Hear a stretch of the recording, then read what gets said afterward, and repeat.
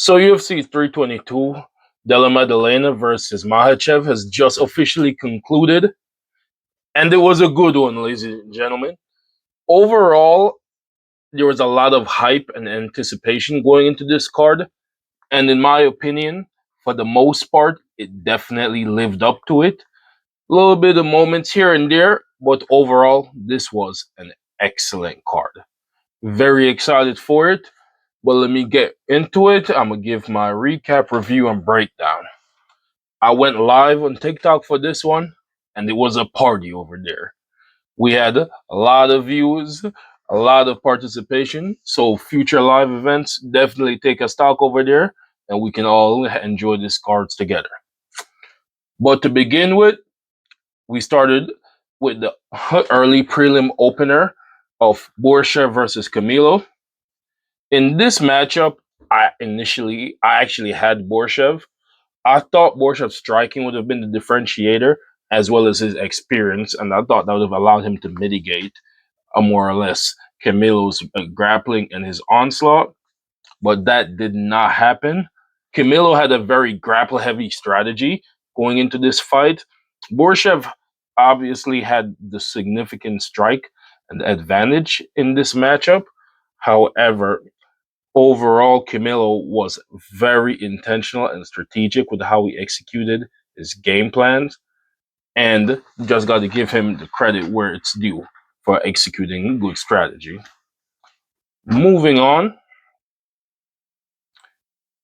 the next fight was Sursakayev versus Eric Mechanical. This fight as well more or less went exactly as I expected. I did have some concerns on the part of Sursakayev because Sursakayev was playing around way too much in the beginning. He was very lackadaisical, wasn't really taking mechanical that seriously.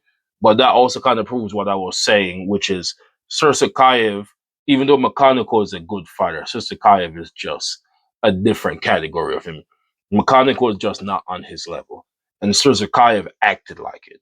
And a lot of times that puts you at risk of being finished, countered, outclassed, out strategized. However, Susakayev kind of just he got more serious as the fight went on, and he just kind of pieced up Mechanical the further and longer the fight went on. Eventually, getting the finish, you see the significant strikes output, and this is with Sursakayev having a slow start because he was playing around in the beginning a lot. Still, they had an equivalent amount of significant strikes, but Sursakayev kind of just found the opening, overwhelmed him, and just took him out. Moving on, overall, I did pretty well on these picks. I'm not gonna lie to you. Until we started having these underdogs in the main event, I cleaned up for most of this card. I ain't gonna tell you, Mystic Core. But in this next matchup, we had Angela Hill versus Fatima Klein. Also more or less went what I wanted. Fatima Klein was just too much for Angela Hill. She was very aggressive for the entirety of the fight. She was piecing her up. Like her strikes couldn't be stopped. But Angela Hill just didn't really have anything for her. Didn't have any counters. Wasn't really adapting that well. She had a lot of grit, stayed in the fight, but that was basically it. She was very open to Fatima Klein's strike, and she wasn't able to really mitigate her and stave her off. Fatima was very good with mixing aggression with efficiency, whereas she didn't get too overzealous, but she was always present in her face, did just enough to be a constant present threat. That just got more and more threatening as the fight went on, as Angela Hill got withered more and more from the onslaught she was staving off. Overall, bit of just an outclassing, and that was it. Moving on to the next fight. We got Pat Sabatini versus Chepe Mariscal. In my predictions, I did not mention that these two had fought earlier. However, the reason I didn't is because I was mentioning that, in my opinion, I think Pat Sabatini is just a little bit better. And I think that was shown in this fight. I think overall Sabatini is just a little bit better, a little bit like he has less dangerous striking, but I think he has the more efficient striking, meaning that his striking does more for him winning the fight. I think the way he utilizes his striking and pairs it with his grappling is a lot more effective.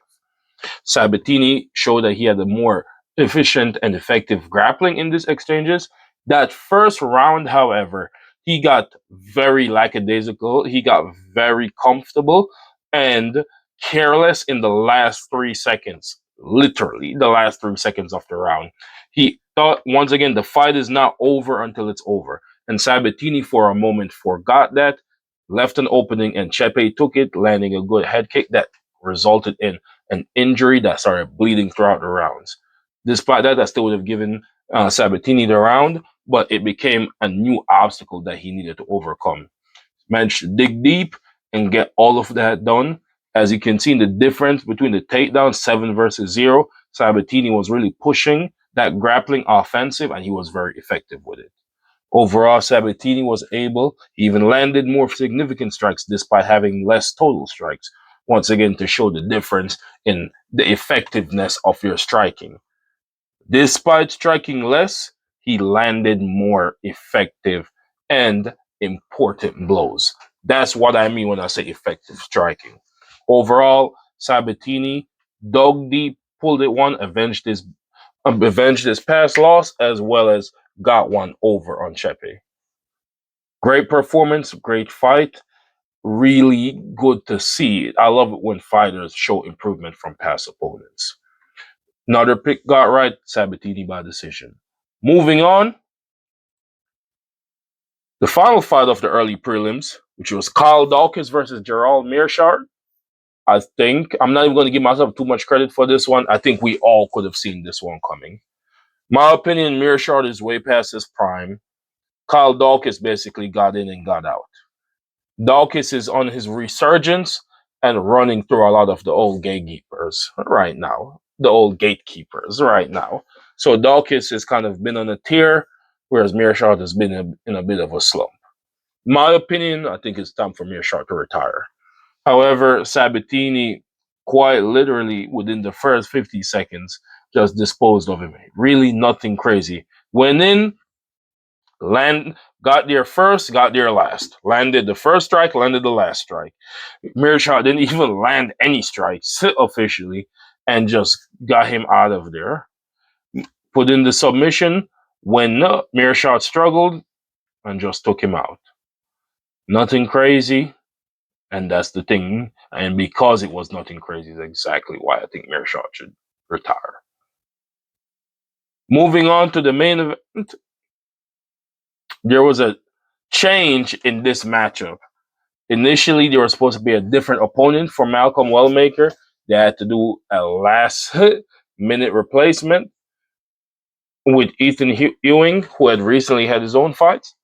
And Ewing made the most of this opportunity to have the upset against Wellmaker, just like how we've seen with previous fighters. Ewing ended up breaking this win streak. I must say, I was very impressed by Ewing. Wellmaker felt slow. Wellmaker also felt like a power puncher, meaning it felt like Malcolm Wellmaker was over relying on his knockout power. He tried to posture well, good. He was setting up a lot of his strikes, gauging distance, but he was slow. Ewing felt a lot more intentional with his game plan. He understood the advantages of Wellmaker. He understood the power threat. He understood that he needed to break, he had to overcome the distance. He had to close the gap. He had to get there first, and he had to get out before Wellmaker could properly land. And he executed that beautifully. He was still getting touched up, but he wasn't getting touched up cleanly. Whereas he'd get in with Wellmaker and land 2, 3, 4, 5 shots and try to get out before Wellmaker could really take advantage of him. He was always the most aggressive fighter in the round, and he did everything to ensure that he won.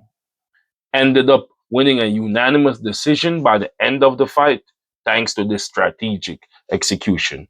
When you look at the total strikes, you see the differential with him having 92 to Wellmaker's 99, my apologies, to Wellmaker's 82, and then having his 85 significant strikes to Wellmaker 77, and even having the 3 takedowns versus Wellmaker 0.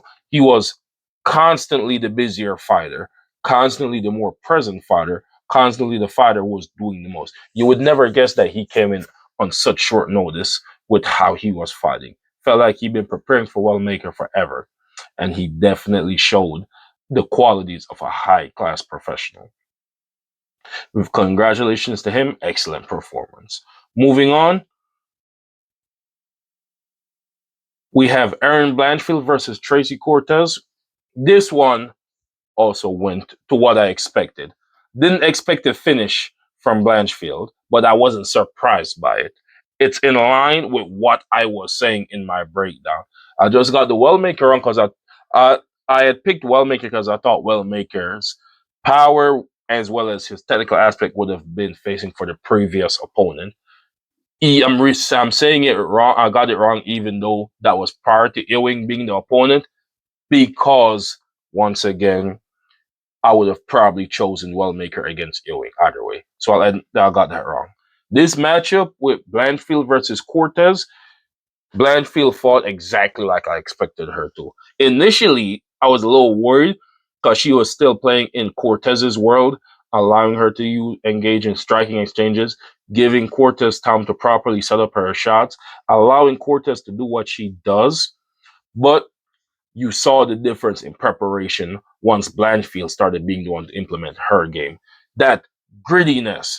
Blanchfield is fairly durable. She's pushing the wrestling offensive, getting in her face, increasing the pace of the fight. And as I said before, I felt that Cortez may not have been as into her trading as she should have been. However, my opinion, I admit that if I was wrong, because I felt as if Cortez in that first round, she looked phenomenal. She looked great, but she looked great at doing what she does. Blanchfield, on the other hand, changed the course of the fight, implemented her own game plan, and the moment she did that and started changing tempo, she started at the end of the first round and seeing those openings. But when it came to the second round, she pushed that offensive, she got Cortez, and the moment that she put some pressure on her, and she was able to gradually go for a submission over position, she ended up getting Cortez out of there.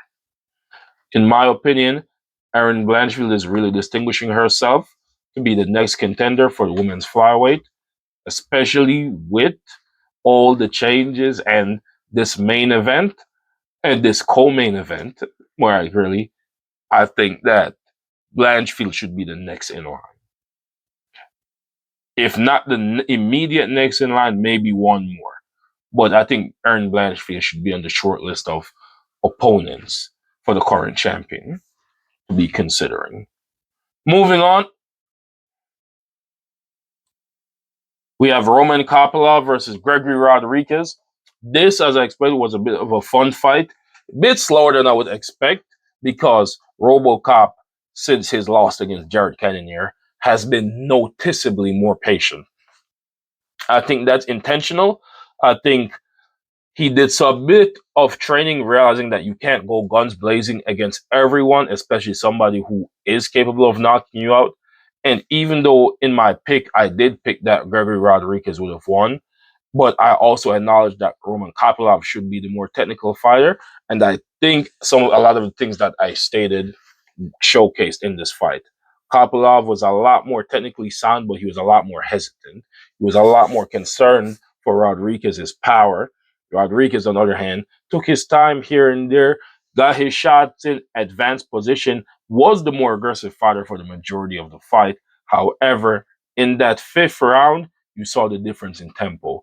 You saw that RoboCop got a little tired, actually, in this matchup. You saw that Kopylov, when he started pushing the offensive and he kind of started teeing off a bit, a lot more was landing against Rodriguez when he was more aggressive. I think this is one of those fights where one of two things that didn't happen could have.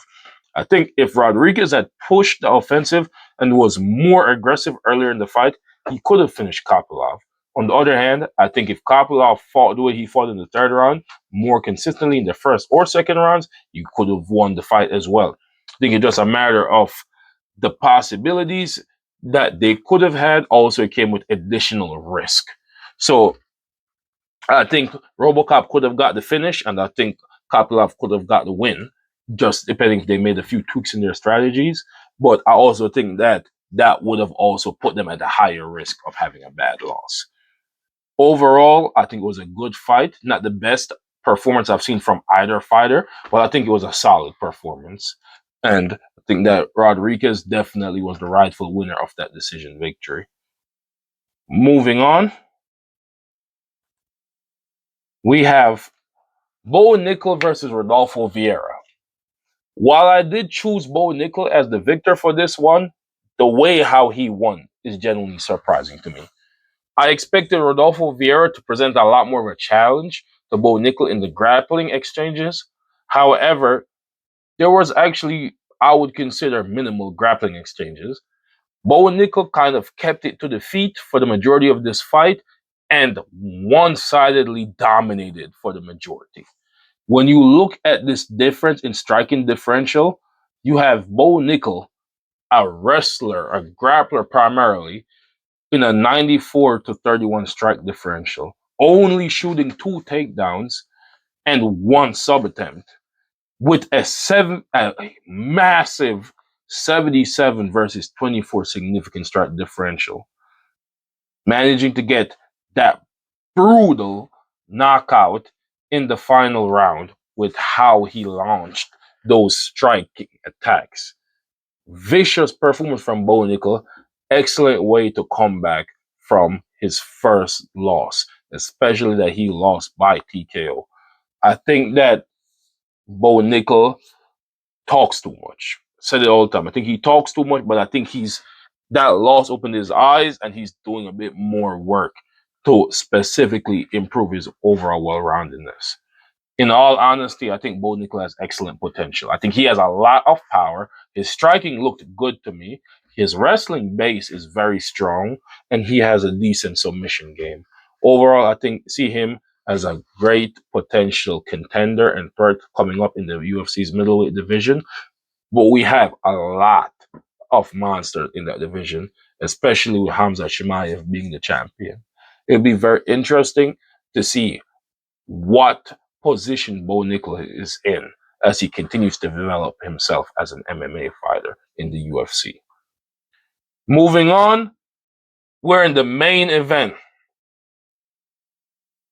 Starting off, we have the shortest fight in recent UFC history.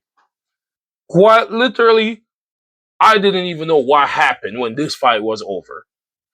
We had I had my pick being Benil Dariush, and starting off, it looked like a shoe-in. It looked like a guaranteed.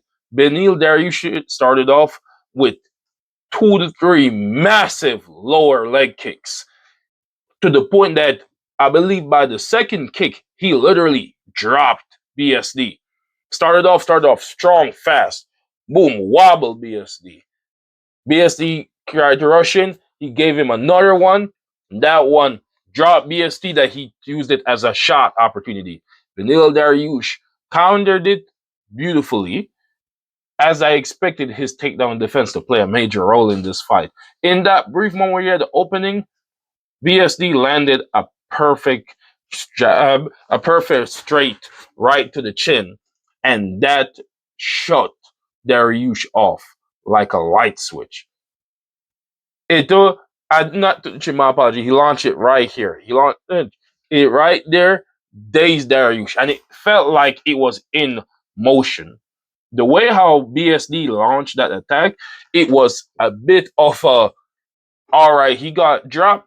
Dariush countered the wrestling attempt, and in that moment, you saw Benoit Saint Denis swing a winging right, catching Dariush right here. I know that it messed with his equilibrium. It dazed him. And in that moment, BSD went to rush him, and the fight got finished right then and there. Whole thing lasted 16 seconds. Quite literally, the fight itself lasted less time than it took Bruce Buffer to announce either fighter. Not even together as a unit.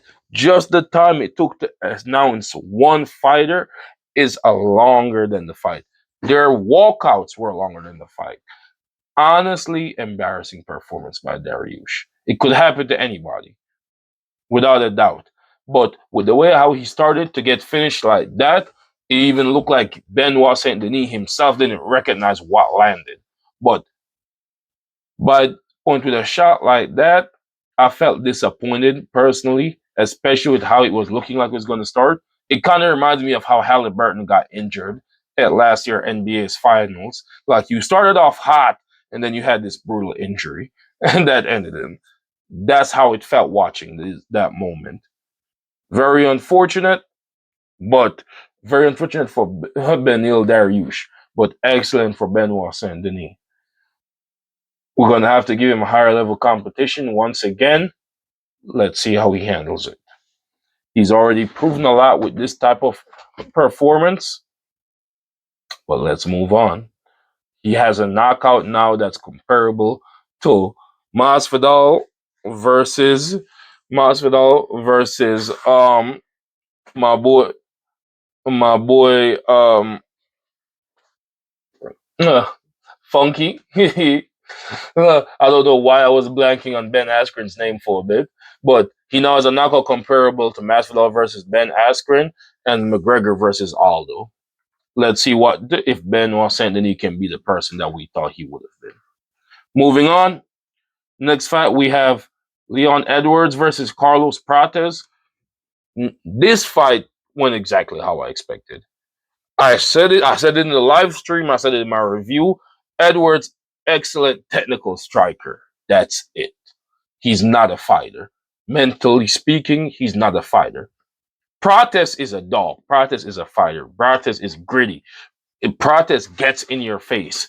Prates will go against somebody who's better than him and just swing for the hills to get to you eventually. Edwards is not like that. Edwards likes clean shots, clean setups, try to get pitter patter, perfect strike, throw the perfect head kick. That's how Edwards fight. Edwards is going to out technical Prates, and Prates is going to outfight Edwards. And Prates is going to keep coming until he's able to put the pressure on Edwards and break him. That's always what's been Edwards' issue in the recent time. Edwards won the first round of this fight. He was just more technical. He was landing cleaner shots. He was better counters when he had time. Prates started putting pressure on Edwards, overwhelmed him really fast, started forcing him back, not giving him the time to actually think about the shots he was throwing, giving him a lot more, landed a single straight jab that didn't even look like it hurt that much. But once again, we're the viewers. We don't know how it feels. We're just talking from my perspective and even the perspective of my chat during the live stream. Everyone agreed that the shot didn't look that powerful individually. However, that shot landed perfectly to Edwards' chin. It split the guard when Prates threw it. He threw it fast and he threw it hard. It split Edwards' guard, landed perfectly to the front of his chin, and it shut him down for a bit. Edwards completely collapsed, and Prates landed a finishing blow, winning the fight in the second round with a finish, revitalizing the hype for the fighting nerds as the sole person on the win streak once again from the group. Right now, Prates has put himself on a short list of people to be considered for the title. I still think he needs one more. If I had to place it, I think based off, which I'll get into that after the next fight, but right now I'd probably say that Prates is third in line for a shot. To be honest, yes, I'd say Prates is third in line right now for a shot against the title. But we'll see what the case is with the next fight. Moving on, another fight from the UFC's welterweight division. We have Sean Brady versus Michael Morales. Now, this is what I was going to go into when I say on the short list. We have in the fight battle against Sean Brady versus Morales. My pick was Morales. My bad. My pick was Brady. Yo, it got me for switching, flip flopping. But in this fight, my pick was Sean Brady. I knew how dangerous and high level this fight would be, but as I said then, I think Sean Brady's capable. I think he's more technical. I think he's able to get the angles on Michael Morales. However, Morales is very dangerous, And if isn't able to wither the initial onslaught that I knew would come, he'd probably get finished. But if he was able to wither that initial storm and adapt efficiently enough, then he would be the one who finished Morales. Or I said I didn't think this fight was going to decision. But that happened. Brady didn't get many openings to throw at Morales. Morales adjusted his stance in a position that he could respond to the takedown attempts. Brady wasn't able to land a proper takedown. So he tried to strike in order to set up better positions for himself. But Morales was more powerful and more pressure, more forward pressure. Not more aggressive, but he had more forward pressure. Walked down Brady, forced Brady to throw a bit more sporadically, and then creating more openings. And once they exchanged, Morales' shots drew bigger reactions. Brady's boxing and striking and leg kicks looked good, but they weren't comparable to Morales's. And Morales found the openings, landed, and then kept landing. Brady tried to get the takedowns, Morales stuffed them. Looking at the striking differential, we have 8 versus 24. Fairly low output, but in the time, that's a lot of strikes being thrown, and they were landing for Morales. It added up really swiftly, and Brady just got overwhelmed really quickly because he just couldn't weather that initial storm. Morales shows his power. He also showed his patience because he waited for those opportunities. He walked forward, pressured Brady, forced him to throw, made him a little bit more antsy, a little bit more nervous before he could think, landed, discombobulated him, landed again, walked forward, was patient, dodged where necessary, adjusted, and counterstruck. Overall, fantastic strategic performance from Michael Morales. Dana had previously said that the winner of this fight gets the next title shot. So at first glance, Morales is already saying that he's got first in line for the title, the welterweight title. However, in my personal opinion, Michael Morales is first or second in line. I think that Prates is third in line. I think Michael Morales is first or second. I think if this upcoming welterweight fight between Bilal Mohammed and Ian Machado Gary, I think that if Bilal Mohammed wins, which, spoiler alert, that's what I think he will. But if Bilal Muhammad wins, then Michael Morales is first in line because Bilal has said on several occasions he wouldn't fight Islam. So I think it would be Michael Morales, then Bilal Muhammad, and then you would have Carlos Prates on just the rights for challenge. However, if Ian Machado Gary wins, I think you cannot deny him a title shot opportunity in that circumstance. At that point, I think Michael Morales would move to second in line because Ian has fought the who's who, accepted every challenge in a lot of disadvantageous situations, been very active, and he's overall honestly looked pretty damn good. So if I'm going to pick that, he's already beaten Prates, so he has to be in front of Prates if he beats Bilal Muhammad as well. He's gone against more fighters and higher level fighters in general than Michael Morales. Him beating Muhammad would have mean that he would have beaten the person who had beaten Brady before Morales, and he giving in all of those positions that he would have beaten the more recent UFC champion. In all of that, he would just have a better claim to the opportunity, especially against New Blood. I would have to put Ian Machado Gary in there against Islam for the next opportunity if that was me afterwards. Overall, great performance by Michael Morales, but I think his title shot opportunity is heavily dependent on who wins between Bilal Muhammad and Ian Machado Gary. Moving on, we got the co-main event of Valentina Shevchenko versus Zhang Weili. I thought Weili would have won this fight. I expected it to be close, competitive, but I expected Weili. Basically, I thought her speed would have been the biggest differentiator think she would have been able to accumulate over time. I think she would have been able to win by decision by kind of just being the cleaner, more technical fighter. None of that happened. This was very much a chess match, and Shevchenko won one-sidedly. Shevchenko had the better strategy. As I said before, Shevchenko's counters were a big problem. Shevchenko's power was a big problem. This was a power versus speed fight, and it was Shevchenko with power, Weili with speed. And Shevchenko definitely made the power known in multiple instances. Whenever they got into grappling exchanges, Shevchenko would physically just outpower Weili in a lot of instances. And that is saying a lot, seeing as Weili is known for her strength in the strawweight division. However, the strength difference was very noticeable for flyweight. I don't know if Weili properly did the training to increase her power, but it didn't look like it to me. Because even I myself, when I saw her walk out, I thought that she looked the same size that she usually does. And that is not a smart or intelligent strategy when moving up a weight class. I assume a large part of the reason for that is also because Zhang Weili is so fast, and perhaps they wanted to keep it as an advantage. But Weili struggled heavily with closing the distance against Shevchenko, who, while only being a couple of inches taller than Weili, felt massively bigger than her. Weili couldn't properly close the gap, and every time she tried to, she got met with a counter. Shevchenko was very vigilant with her counters.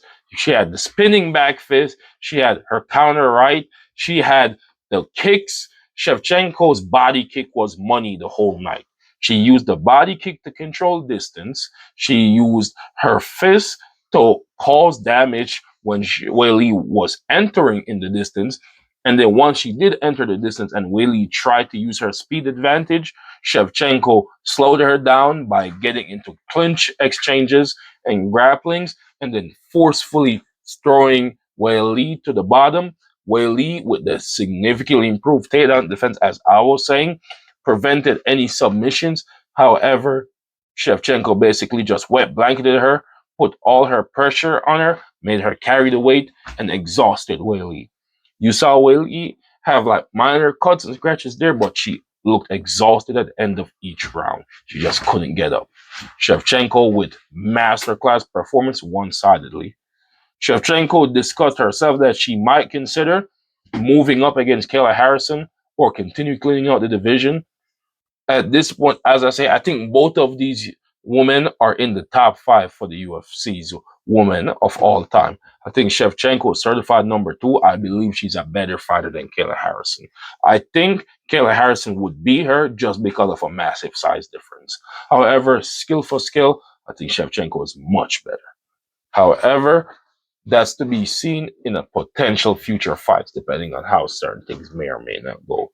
As for Weili, I think she should stay in the division. I think she should stay in the division, consolidate her weight, solidify and settle more into it, take a break and come back, go on a run. I think her path to glory is through Rose Namajunas. I think she should get that win back, do it dominantly, get more acclimated to this weight class, and after you get that one back, try to rebuild yourself to the point that you can now challenge for a title opportunity.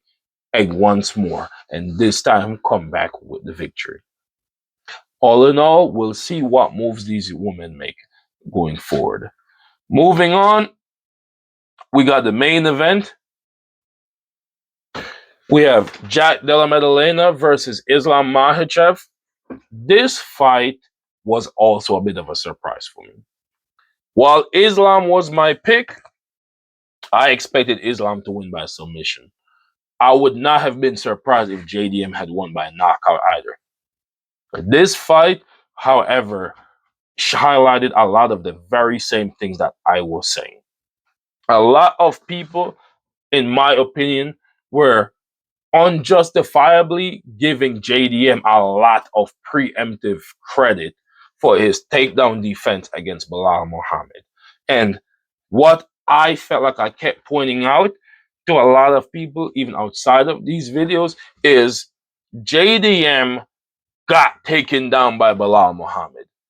But initially speaking, for those first 2 rounds, Bilal was very hesitant with his takedown attempts, especially in comparison to his previous fights or his previous high stake fights and his standard. Bilal tried to rely on striking like he had something to prove, and it just didn't take the right route. He tried one or two, failed them, and let it go. That's not how Bilal usually wrestles. He usually does what he did with like the fourth and fifth round, which is force the pressure, have the wrestling attempts. Once he gets a hold of you, he tries a couple more times if he fails it. That's more so a strategy. Usually more similar to Marab, which is failing a takedown isn't the end of the world, because we're just gonna shoot again.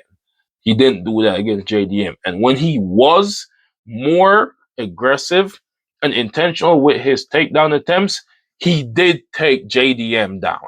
The difference is JDM got back up. JDM has very good get ups and JDM has good scrambles. So JDM did those things, and that's why a lot of people was giving him a lot of credit, because he either the ones that Bilal failed, Bilal didn't chain initially as he would, and the ones that he didn't fail, JDM for the most part got up either swiftly or eventually. The difference is Islam is a submission threat, while Bilal is not. You can give your back to Bilal and not fear that he might submit you. Whereas with Islam, that is not the case. JDM is able to scramble with Bilal because some of the dangerous positions that become available while scrambling aren't there with Bilal because he's not a submission threat. So he doesn't take advantage of those straight arm locks when they become available. He doesn't take advantage of the Kimura's when they're available. He's not using crucifixes to set stuff up. He's not going for proper rear naked chokes besides just for the face crank to slow the fight down. Islam, on the other hand, is using any and everything at any and all times.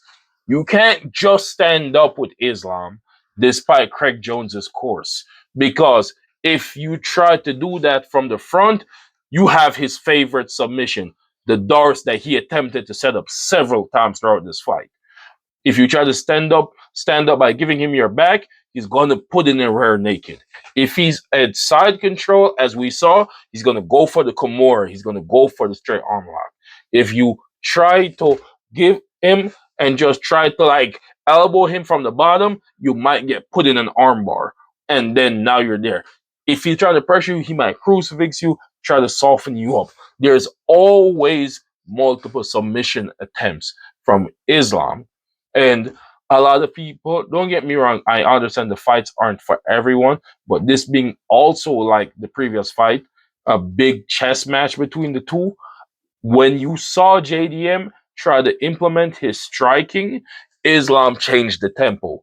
Islam was very defensively sound. Islam outstruck JDM in all the important sequences. Islam was chaining his wrestling and striking together perfectly, that he made JDM very vulnerable. You made JDM feel like a shell of the person we saw against Bilal Muhammad. When you looked at JDM throughout this fight, he was constantly grimacing. His face he looked tired. He looked in pain. Despite not having any visible major damage on him, he looked like he was having a terrible time. And he's known for his strong will and grit and his constant attempts to win. Yet still, it felt like he got a bit broken against Islam Makhachev. And when you look at this differential, JDM, who is the striker, got outstruck 30 to 140. That's an over 100 strike differential. When you look at the takedowns, Islam only had 4 takedown attempts, and all of them landed for 4 straight rounds. Over 18 minutes of this fight was spent with Islam being in control. That means JDM was controlled for over 3 rounds straight. despite being known for his good get-ups and attempts. When you look at the significant strike, it's 18-30. Islam one-sidedly dominated this fight, and that's largely because Islam constantly had that grappling submission threat as a constant availability whenever JDM tried to get up. Tried to scramble, oh, I'm going for the Kimura. You try to get up, I'm going for the Darce. And JDM, who was very, very, very, very vigilant of the submission attempts, felt like he cared more about not getting submitted at times than he did about actually winning the fight. Overall, dominant performance from Islam. Congratulations to him on becoming the 11th two-division champion in the UFC's history. Lots of big fights on the road for him. You have the most desired fight of him versus Ilia Topuria, which I would favor him in that fight. Then you have fights against potential matchups against Usman, against Michael Morales, potentially against Ian Machado Gary. Islam just has all the options. By this point, and this was a question I asked in my live stream, is Islam officially a top 5 fighter? Is he potentially, he has officially surpassed Habib's legacy. However, what about his own legacy? How does he compare to Daniel Cormier now? Is he officially beyond what his friend was? How good is Islam, especially with his legacy not being over as yet? That's where I'm going to leave you guys with this one. You'll have to let me know your thoughts, opinions, and experiences in the comment section below. Until next time, hope you all stay blessed and have a wonderful evening. Peace.